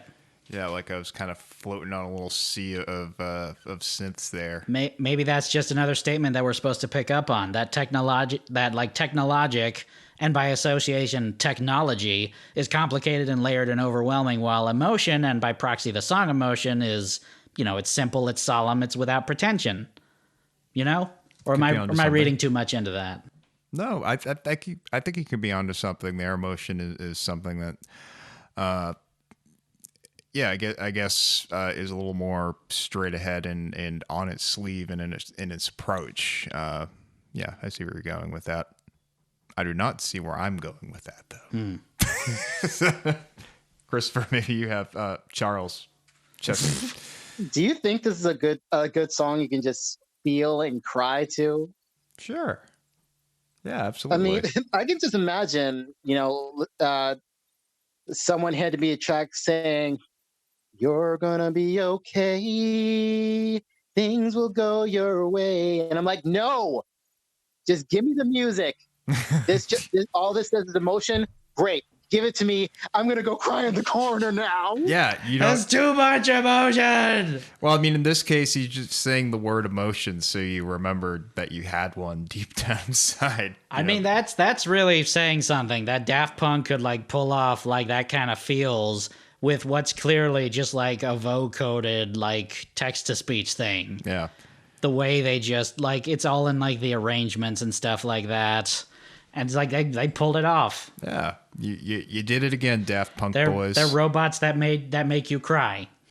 Boys, you did it again. I mean, I don't know. Perhaps when I was a teenager in high school listening to this, perhaps I wasn't, that emotional. But I listened to this and felt a little bit of, I guess you could say, felt a little bit of, not joy, but peace. I'm really trying to learn the difference between joy tranquility. And peace, but I kind of felt calm. Like I'm listening to this and I can just listen to it all day and just be on cloud nine. Yeah. So now you got my thoughts of it. It's not asking too much of you, but I like this track too. Yeah. So of all the tracks on Human After All, this one, Make Love, and On/Off were the only ones not to get sampled for the live show. While I can't speak of Make Love or On Off, I get the feeling that Emotion may have been able to have been improved significantly if they were able to, like, mash it up. Like, maybe with one of the more low-key tracks I mentioned earlier, like There's Something About Us or Veritas Quo or something like that. Yeah, you could have, like, sped this up a little bit, too, and it would have a totally different feel, but... Yeah, that's true. It might... But there's enough, where it's minimalist enough where you could do some shit with it. Like maybe with Night Vision, I guess. Maybe. I mean, Night Vision's kind of a short track, though. So I don't know if there might be enough there to, like, mash that up with. I don't know. We're not Daft Punk. How about Mr. Blackwell by Kiss? No, we're not mashing it up with Mr. Blackwell by Kiss. Why not? I don't know why I was just thinking about that song. Emotion. Your head's not right. You're just right. Just a whole crowd of people going, what's going on? Bob Ezra just snorts a huge rail of coke in the background. Don't worry about it. I paid for this? Paid for the whole experience, yeah. So, you mind if I give you one more taste of that Tumblr essay real quick? Because they had some interesting stuff to say about emotion too. All right. As much as you have. Though arguably the most calming song on the entire album, it serves as a final stage where the album began with Human After All. In a metatextual callback, Emotion also features short samples from both Prime Time of Your Life and Technologic, making Human After All a concept album bookended by the thread of technological sentience in the opening title track and a moment of clarity when that sentience is achieved in Emotion. A narrative implication shared by the Welcome and Goodbye songs of fellow concept albums Sgt. Pepper's Lonely Hearts Club Band and Wish You Were Here. It's as if the album itself has learned and achieved self-awareness in the process of having been played on it. Or perhaps on the listener's CD player, record player, or MP3 player, it has in itself become an emotional, artificially intelligent being through its own songs. It's got multitudes, guys! Yeah. Daft Punk's got layers! Layers. Like an onion. I mean, we Like made the ogre says. Sophia, so that's the name of the robot, right? The artificially intelligent robot that's made to be like a human being. I think her name is Sophia. That's one of them, I'm sure. I mean, robots have souls now, so Yep. No point in escaping it. thanks, Nope. Bjork. Was she the first robot with a soul? I think it's just easy to just blame Bjork for things is all. All right. Fair enough. Snack bar was out of Dunkaroos. Thanks, Bjork. Listen, Bjork doesn't work here anymore. She hasn't been a buyer at this Sitco for years, okay? Shall we get to our final thoughts? I think so. All right, Pat, do you consider this album a worst of all time album? No, absolutely not. I'm still confused as to why we are covering this. This is a great fucking record. Yeah, no, I like this record a lot, and, fuck you if you don't. Christopher, same question. Do you consider this a worst of all time album? Though I have a feeling I already know the answer too. You do, and the answer is hell no, I don't. Although I understand as to why some people may not like this record, I listen to it, and the record goes between fine and, pretty energetic. So it hasn't done anything to completely lose my goodwill so Right. far. I've put it on before over and over and over. And you think that the music you listen to in high school would seem embarrassing as hell as a 30-year-old, but no, if I put Human After All on right now, I'd feel the same way as I did when I was 15. I would still love the album. Yeah, I don't think it deserves the derision it gets. And all Alive 2007 did was, rearrange things in a ways that will make me love it more. For sure. Like it makes me look at things in a whole new light, and and it makes me love it the more that I don't just sit there and listen to the music. I have a feeling that's what some people did. They sat there, they listened to music, they were expecting some slaps. Mm-hmm. But, for me and my, conspiracy theorist ass, I will find a concept album in almost anything you give me. I found the concept is that it's called Human After All, but it's, kind of dystopic. It's kind of, dark. It's cold. It's nihilistic. It has, kind of a robotic thing, which will explain why the thing is so repetitive. So once you have that kind of mind, then it's so freaking easy to, find the album a little bit, if not fun, then interesting. Yeah. I think compared with the other records too, it's like a little tighter too, because some of the other records are like kind of pushing 15, 16 tracks, and this one was only 10, and yeah, like not even 50 minutes long. Right.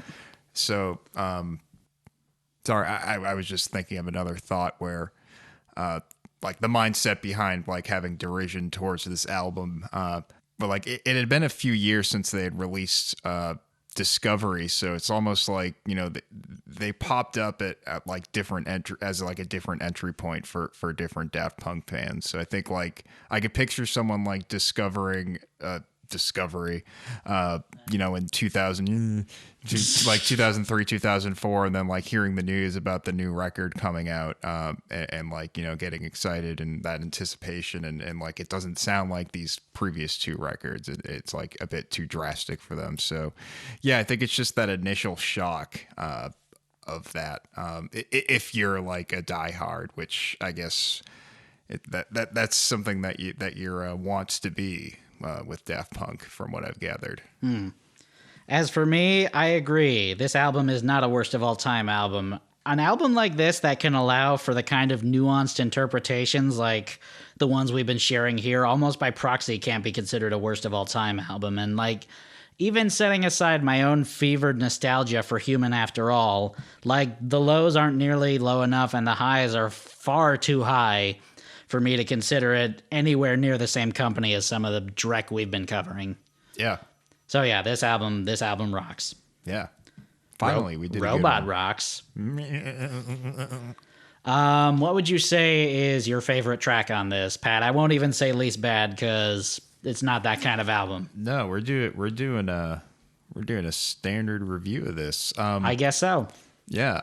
I'm gonna go with the title track. Something about it is that that vocal hook is just really rich and melodic and does a lot of things, and it's it's just like a great mission statement right off the bat. And I think like Technologic has grown on me a lot with more recent listens too. I'm starting to get it a little more, and it's like a little more infectious every time I hear it. But something about Human After All really sticks with me the most. Okay, Christopher, same question. What is your favorite track off this album? I can't seem to choose between 4 tracks. Oh no. Do you want me to what is your absolute favorite? Yeah, I guess so. Technologic. That is my favorite too. I already said I tipped my hat to that earlier, so I fucking love Technologic. It's so great. Yeah, I couldn't choose between Human After All, Prime Time of Your Life, The Brainwasher, and Technologic. Yeah, Human After All is a very close second for me, but Technologic I just loved even more. If people wanted a dance track out of Daft Punk, I mean, you have it with Technologic. So. Oh yeah, that is true. Yeah, for sure. With that said, Pat, what would you say is your least favorite track off this album? Probably The Brainwasher. For all the things I said before, just a bit too much for my taste. Christopher, what's your least favorite track? I'd say the least favorite is, and yet again, I'm stuck between 2 tracks, but I'd say the one that I am don't really care for more is Steam Machine. My least favorite is Make Love. Yeah, it was between Steam Machine and Make Love, but if I had to rank the tracks and be like from best to worst, Make Love would probably be the second. Yeah. Worst of the track. Okay, I'm sorry. That is, if I completely screwed it up. I forgot that On and Off is a track. Yeah. So I mean, if we're not going to count that. Yeah, I don't know if we count that, then I'd say top 9. Fair enough. We're going to go top 9 and say that it's Make Love, then the worst being Steam Machine. On and Off doesn't count. Right. And that's the album, I guess. Thanks very much for being on the program. Yeah, this was fun. Thanks for. Thank you for having me. Yeah, sure. Yeah, some very rousing discussion was had. Do you have anything that you'd like to plug going forward that you'd like to share? Oh, I have so much. But grab a drink, anything. I Please be seated. I recently released a split album with Savan DePaul, a rapper from Philly, and it had to do with it was released on Autistic Pride Day. Nice. As you may know, both me and him have Asperger's syndrome. So we decided to use that day to kind of be one of those people who, show the existence, of autistic people of color. Very cool. Raise awareness, show solidarity. Because, music is always good if you want to start a revolution, right? Right. Absolutely. Right? Totally. Oh, you already said right. Okay. And as far as seeing me play live, I have three dates. One, I'm not performing my own stuff. I'm just a keyboardist, performing with Tanya DeBarros, possibly. Nice. I'll see if I got in. And I'll probably tell you more about that on Twitter. Very cool. If I make the grade. Another is October 13th. I'll be performing at the Lily Pad. Right, I saw that. I saw that date coming up. Yeah, on with Devin Keys and Towns. And I just got invited to perform at a house show on Halloween. Oh, nice. So we have that.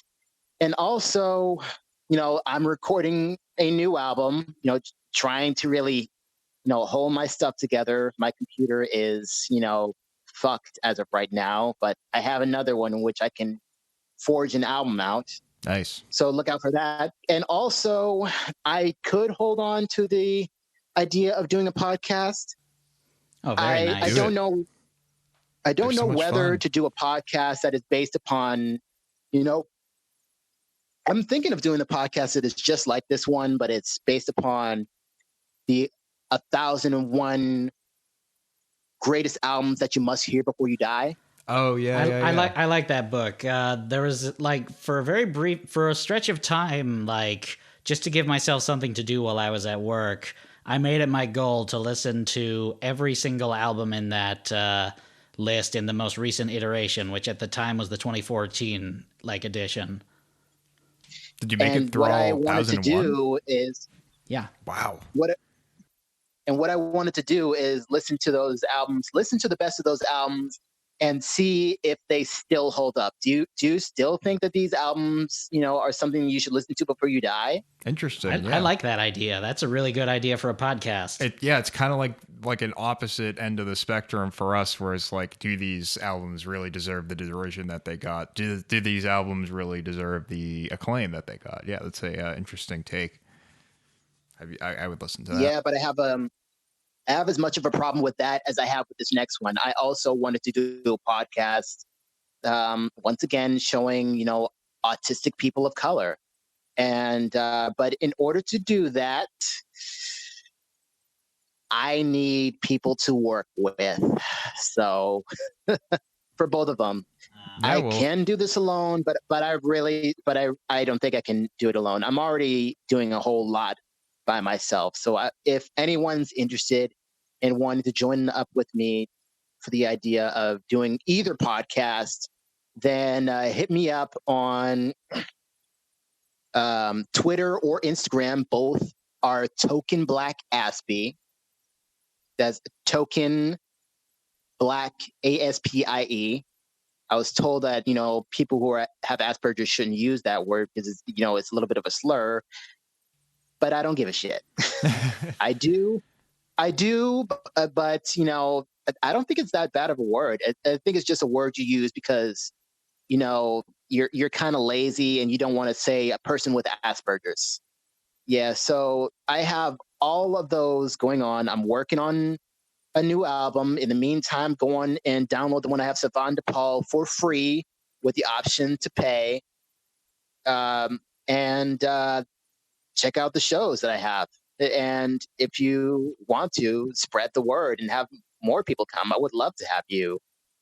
More people see me perform songs off that and off of some old stuff that I have. I will say right now, if you do manage to get the 1001 albums to listen to before you die podcast up and running, I would love to be on that. I love that idea a lot.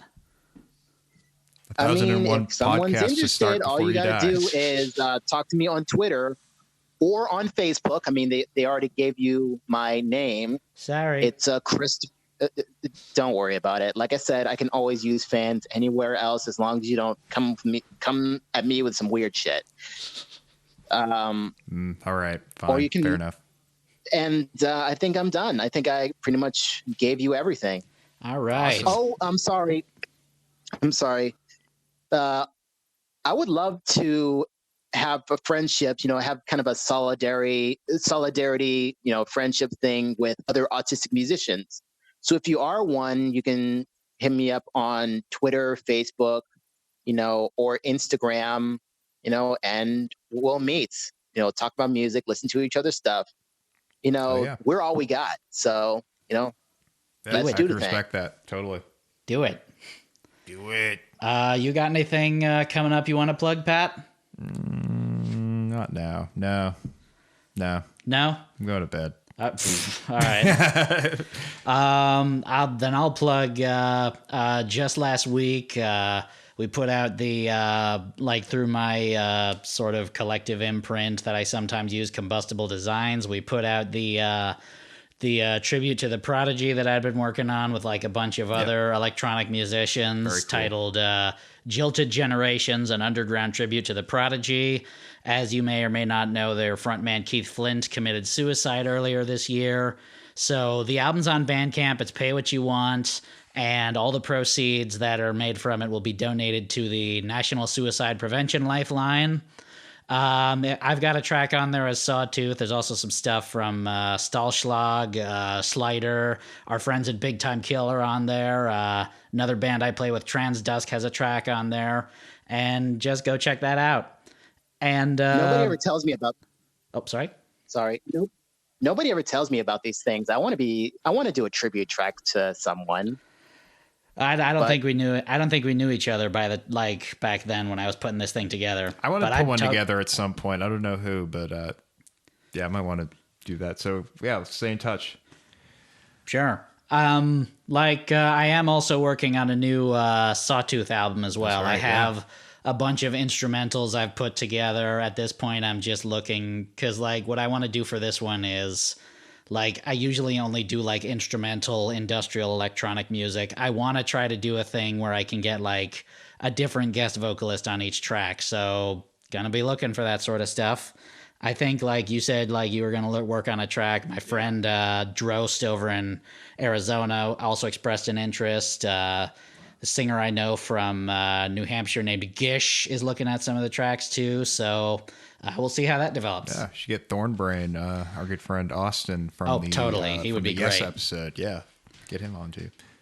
And I guess that'll do it for us. Our theme song is Sunny Day by the band Froggy and the Friendship. You can check them out at froggyandthefriendship.bandcamp.com. If you got an album you want to suggest for us to review, or would just like to leave us some feedback or a comment, email us at jukeboxzerospodcast@gmail.com. You can find us on Facebook at facebook.com/jukeboxzerospodcast, on Twitter at twitter.com/jukeboxzeros, or on Instagram at jukeboxzerospodcast.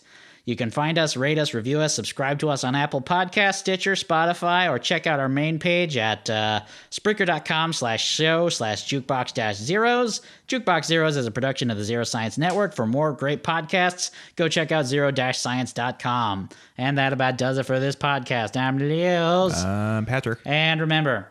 And remember. And remember, and remember, and remember, and remember, and remember, and remember, and remember, and remember, and remember. Is this a Daft Punk song or something?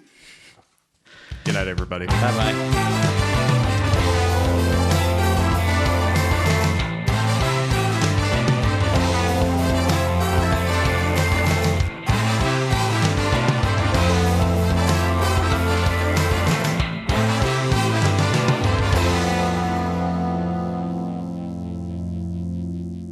Science.